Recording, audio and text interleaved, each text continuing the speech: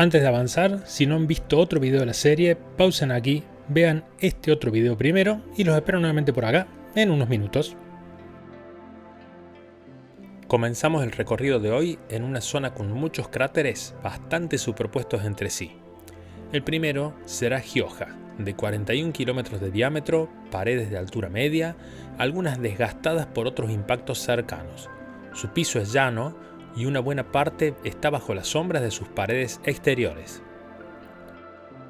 Un poco más al sur, Main y Chalice hacen un interesante par. De 46 y 56 kilómetros de diámetro respectivamente se superponen entre sí, formando un único piso llano. Sus paredes, de tamaño medio y algo más altas hacia el este, poseen pendientes pronunciadas. Hoy generan un hermoso juego de sombras sobre su interior.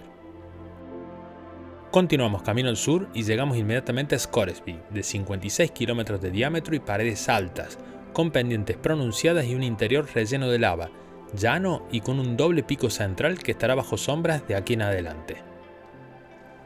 Continuando, llegamos al gran cráter Meton y su característica forma de trébol e imponente 123 kilómetros de diámetro. Las pocas paredes exteriores de cierta altura hoy reflejan su sombra sobre su interior llano. Recorren su piso, buscando las muchas irregularidades que tiene utilizando muchos aumentos. Antes de continuar nuestra marcha hacia el sur, visitemos los cráteres Barrow, Goldsmith y Anaxágoras. Barrow mide 93 kilómetros de diámetro. Es una formación bastante destruida, con pocas paredes altas, sobre todo en las que lo separan de Goldsmith, y un piso grande y llano. Hoy destaca el impacto Barrow A sobre su pared este. Goldsmith, de 121 kilómetros de diámetro, también es una formación bastante destruida y con un piso llano y extenso. Al igual que Barrow, posee un impacto menor sobre su muralla este, Goldsmith A.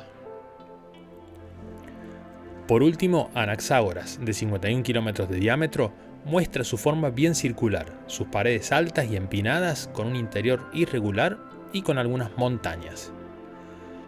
Ya sobre las costas del Mare Frigoris, el Mar del Frío, encontramos el cráter Kane de 55 kilómetros de diámetro. Nos muestra la gran diferencia entre sus paredes norte y sur, encontrándose una muy alta y recortando su notable sombra sobre el llano interior, mientras que la otra está prácticamente sumergida en la superficie del mar, lugar por donde ingresó la lava que inundó su piso. Continuamos con el cráter W. Bond y sus grandes 159 kilómetros de diámetro. Poco visible por sus paredes destruidas, posee un gran piso interior muy llano con algunos impactos menores y sierras. Termina casi fundiéndose en las costas del Mare Frigoris. Sobre la otra costa del mar, Aristóteles siempre es una maravilla para la vista. Sus 88 kilómetros de diámetro, sus altas paredes aterrazadas y con pendientes muy irregulares nos muestran muchos detalles. En su interior, inundado con lava y relativamente plano, encontramos dos picos centrales y varios cerros. Las sombras continúan avanzando en su interior, resaltando muchos detalles de sus terrazas y sus picos centrales. Continuamos avanzando hasta llegar al Lacus Mortis, el lago de la muerte, una planicie de lava de unos 151 kilómetros de diámetro. En su interior ya vimos ayer al cráter Burg, que en este momento se encuentra casi totalmente sumergido en sombras. Hoy es buen día para tomar el desafío de observar a Rimae Burg, una serie de canales que recorren la superficie del lago durante 100 kilómetros, llegando a medir 3 de ancho. Van a necesitar de buena apertura para verlas con detalle. Al igual que con Aristóteles, sobre el cráter Eudoxus, de 68 kilómetros de diámetro, también van avanzando las sombras. Hoy podemos ver las irregularidades de sus altas y empinadas paredes exteriores, sus terrazas interiores y su sistema de cerros y montañas. También hoy es un buen día para apreciar una de las pocas irregularidades de la superficie del Mare Serenitatis, el mar de la serenidad. Estamos hablando de la Dorsa Smirnov.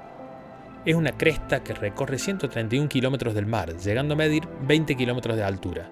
Gracias a la iluminación de hoy, no será necesario un gran telescopio para poder distinguirla.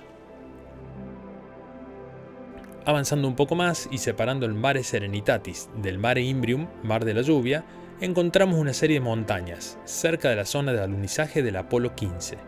Se trata de los Montes Cáucasus, una zona de 520 por 100 kilómetros, con picos que llegan a los 3.500 metros de altura.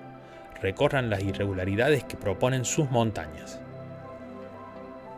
Sobre la costa sur del Mare Serenitatis y separándolo del Mare Tranquillitatis, el Mar de la Tranquilidad, encontramos el cráter Plinius, de 43 kilómetros de diámetro. Las sombras resaltan las rampas exteriores y podríamos ver la cumbre de su pico central. Y así llegamos a Sinus Asperitatis, la bahía de la aspereza. Hoy destaca la rugosidad de su superficie, de ahí el nombre de la bahía. Está rodeada por un terreno irregular y montañoso que delimitan sus orillas. Recórranlo buscando las diferentes características que posee. Separando esta bahía del Mare Nectaris, del Mar del Néctar, están los prominentes cráteres Theophilus y Cyrillus. Las altas paredes exteriores de Theophilus sobresalen 1200 metros sobre la superficie de la bahía y hoy dejan en sombra su interior. El cráter mide 101 kilómetros de diámetro. Su compañero Cyrillus, de 98 kilómetros de diámetro, es una formación muy desgastada. Sus paredes más altas proyectan su sombra sobre Cyrillus A, un cráter menor en su interior. El impacto de Theophilus ha invadido parte de sus paredes. Hoy podremos apreciar sus cumbres centrales e irregularidades en su suelo interior. Cerca, el cráter Catarina, de 101 kilómetros de diámetro, es una formación muy desgastada y dañada, con pocas paredes altas y varios impactos menores, destacando Catarina P y Catarina S, fácilmente visibles el día de hoy. Al sur del cráter Catarina, hoy destaca Rupes Altai, proyectando largas sombras. Recorre 480 kilómetros, llegando a elevarse 3.000 metros sobre la superficie inferior. Alejándonos un poco del terminador, llegamos a Bulfeda, de 63 kilómetros de diámetro, paredes muy altas y empinadas con un suelo inundado por lava, llano y oscuro. Sobre sus paredes se pueden apreciar muchos impactos menores. De su pared sur parte la Catena Abulfeda, una sucesión de impactos menores perfectamente alineados que recorre 210 kilómetros terminando cerca de Catarina. Un buen desafío para muchos aumentos. Continuando hacia el sur, entramos de lleno en una zona llena de cráteres. Hoy vamos a detenernos primero en Sagut. De 85 kilómetros de diámetro, es una formación bastante dañada e irregular. La iluminación de hoy destaca una de sus paredes y dos impactos menores sobre su piso llano. Estos impactos son Sagut E, que aplastó las paredes de Sagut con su formación, y Sagut A, perfectamente circular e intacto. Si nos alejamos un poco del terminador, encontramos el cráter Maurolicus, de 114 kilómetros de diámetro. Sus muy altas paredes encierran un suelo plano con un pico central y numerosos cráteres menores. Aprovechemos la iluminación de hoy para recorrer su interior. Esta zona, que ya es conocida por nosotros, nos muestra muchísimos cráteres, uno al lado del otro y superpuestos entre sí. Recórranla con tiempo. Se destacan Barocius, Baco, Mancinus y como desafío Schönberger muy al borde. Por último, visitaremos el cráter Moretus de 114 kilómetros de diámetro. Sus muy altas paredes tienen pendientes pronunciadas con terrazas. Su piso es llano, inundado por lava algo más oscura que su alrededor, y en su centro posee un impresionante pico de 2.700 metros de altura.